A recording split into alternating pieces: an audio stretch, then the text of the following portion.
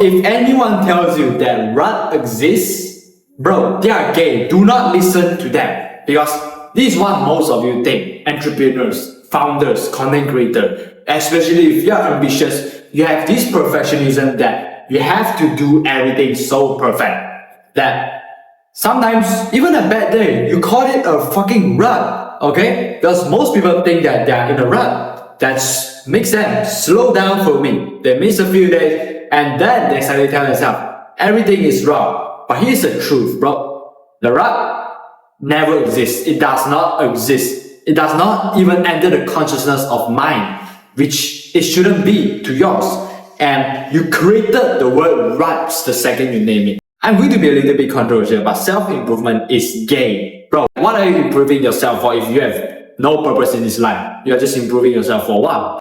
But I'm not telling you that if you haven't found your purpose yet, you shouldn't improve yourself. This is what everything should do. But you are not improving just for the sake of improving yourself. You need to align yourself with something, with a purpose. This is what everything lasts, because you have to rise out to the level of your identity in order to reach your goal. Like you can see these analogies there. Look at a man. Whenever he had some bad days, whether it's external or internal, or whether he did it himself or other did it to him that make him a bad day, he decided to interpret it as a bad day, which is why he focused all the energies around the negative, which makes him into a rut. He wakes up, he thinks, oh, this is going to be a bad day. I once had a bad day before. So, he just tried to find a way to focus on the bad thing, to avoid the bad thing. So much so he gives energy to the negative thought, to the bad thing, that it just comes to him. And the brain, it works against you. The moment you label something, your brain accept it as a job. You say ruts, and then your brain will find ruts. You say opportunity, right? You interpret everything as opportunity. Your brain finds opportunity. By the way, I help content creators, ambitious founders,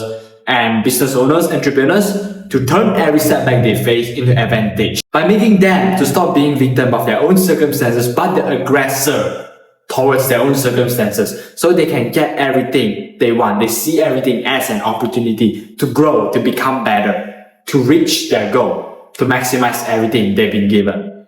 And if you are interested in that, DM me on Instagram. It's there, I think. Just DM me the word identity and we'll work on that to see if you click. And this is not a fucking motivation talk. If you are here for motivation, then leave this account, okay? Okay, so this is how your brain, your monkey mind works. It finds evidence for whatever story you feed into yourself. Ruts and depression are the same mechanism. The feelings are real. But the label is always a choice. Because the thing is, bro, I have one of my clients, his name is Chris. And he told me that Hamza said that rut exists, so he believed that he's in a rut. Bro, you are not living Hamza's life. And Hamza is not living your life. You are living for yourself in your own terms, I'm sure, unless you believe in Hamza as your savior, which I don't think you are. His seasons and his cycles, his language is not yours. His interpretation of life is not yours.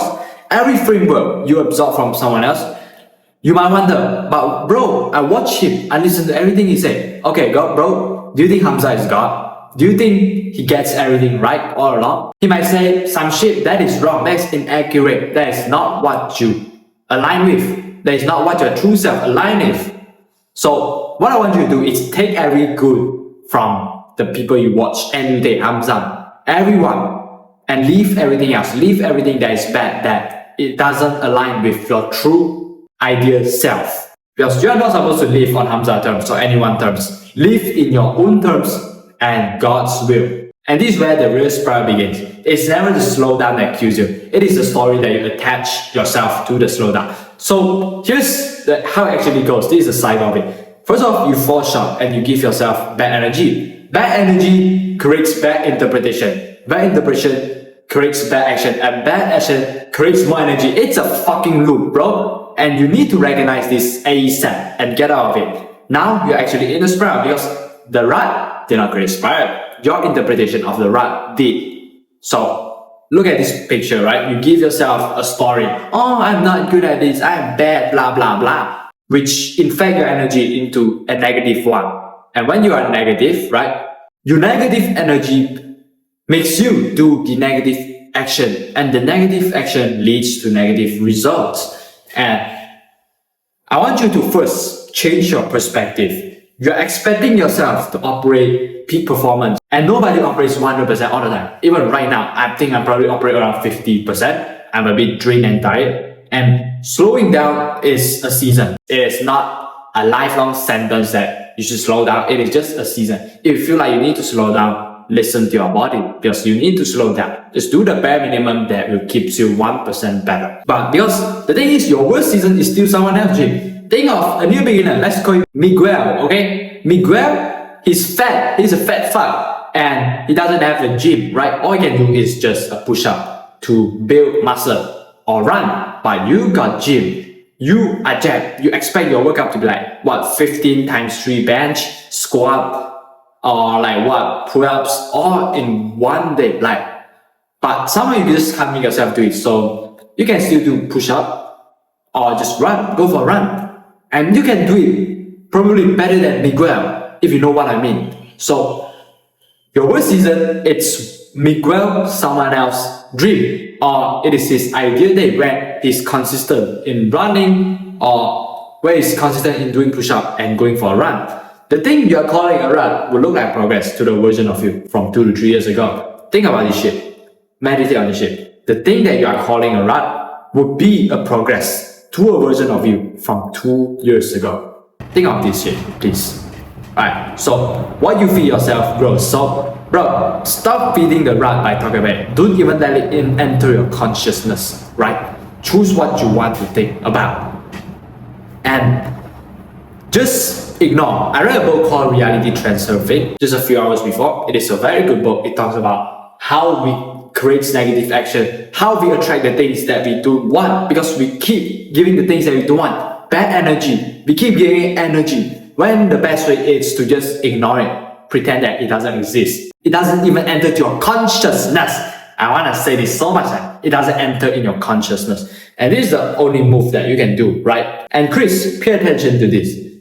You don't want to try to escape anything, right? Don't give yourself a big ass grand comeback. You are not doing this just for the great feeling of you are improving. You are doing this to actually improve. So do the actual thing that will improve, even if it is the bad shit, the worst shit that you feel worse doing. Alright? My English kind of just went off. Like, don't give yourself a full reset. No waiting until you feel ready. Just ask yourself this one tiny question. What is the next right thing that I can do right now? It is kind of, I learned it from Frozen. I love that movie, bro. Don't call me gay. Don't call me feminine. Okay? But like, I remember Anna say like, I just gotta do the next one right thing. The next one right thing. Do the next one right thing. That will create a pattern interruption. Right? If you feel uncomfortable, but it will tell you that, oh shit, he's doing the right thing and he's not trying to be perfect. It's uncomfortable at first. Your brain will resist it. Even after you do the right thing. But you just gotta keep doing the right thing after the right thing after the right thing. For example, when you're in your ruts, you probably do 2 to 3 right things, right? What about you do 3? What about you do more than 3 to 5 of the right things? That is like what? 75% of improvements? 66, 67, 67? I don't know. Just do that one thing that is right, even by small chunk percent. And eventually, right, bear with the discomfort for a few days. Eventually, your brain will adapt to the action, which will give you a new belief. And when you got a new belief, you got a new identity. You are the person that doesn't interpret it, bad thing as ruts. Ruts does not exist. Keep that shit out of you, okay? And just make it small. A small one, even a small one works. Maybe you procrastinate, you stop going to the gym, right? Because maybe the reason is, I don't want to do all this. I don't want to do too much workout. I don't want to just do pull-up, bench press, squats in a day. But maybe just give yourself like, okay, you know what? I'll do maybe a bench and a pull-up for today. And I'll count it as a win. And you really should just do these 2 and they will become a win. Okay? Just one small thing that moves you 1 degree forward. And this is the one thing that breaks the interpretation. And your interpretation to everything that's happened to you, to everything that you do, is all it is that matters. Alright? So, Chris, if you are watching this, or if you are new to watching this, bro, hope you have a good day. Got a new glasses, want to change my identity, and we'll talk about that shit later. Alright, go work on yourself, do things, and peace out, bruh.